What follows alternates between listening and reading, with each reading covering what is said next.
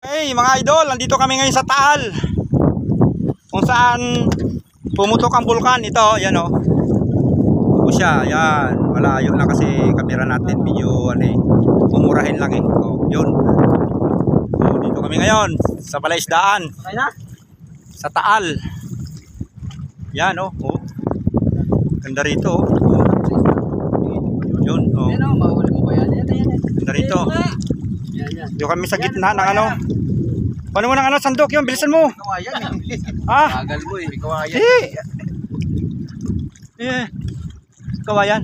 Wala na. Yan. Yun. Yun. Yung isda, alakay. Alakay. Alakay yung isda. Ano ba yan? Tilapia. Ulok pala ito. Oh. Ito, nanguli kami ng ano. Itong isa. Ito, kita ng alkansya ng isa. Ano? Guys, so ganda rito. Oh, andito kami sa kubo, sa gitna ng ano, laot sa Taal, kung saan pumutok yung Taal. Yan oh.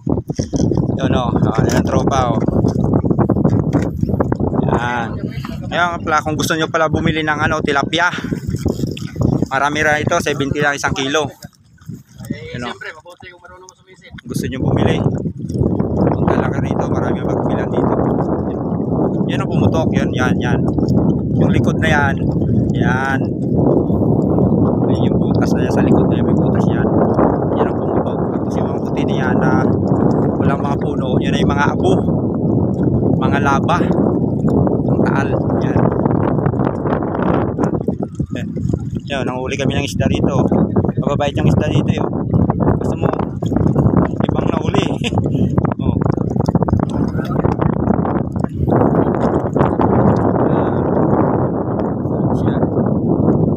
Yan. Dami pala isdaan dito. Hanggang doon sa dulo na yun, sabay kulay ano yun, nagbublue na yun. Akala mo eh, no? Ano yan, bundok sa gilid niyan, hanggang doon yun. Yan. Yan, dito kami ngayon. Oh, yun. Yan.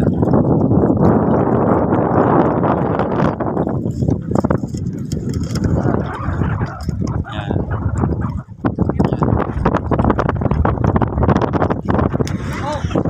Abutin pa yata tayo ng bagyo dito ah. Bumibilis eh. Parang ngayon ko lang naramdaman yung pag-simoy eh.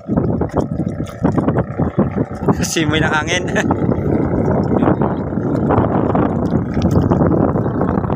Dito.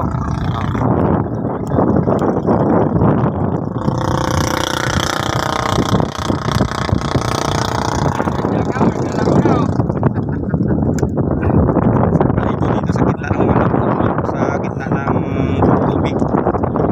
Meron kasi kubo sa gitna ng tubig eh. Parang tawagin balsa. Yan. Labis talaga rito. Ganda. Ano?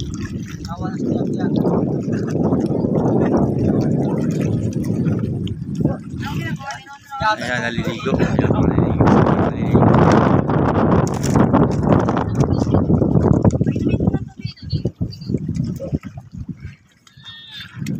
Diba? Guys, ganda rito. Kung sino gusto pumunta rito, punta kayo dito. Sarap maligo dito. Pwede rin pala ano dito, mamingwit. Pwede mamingwit dito. Oh.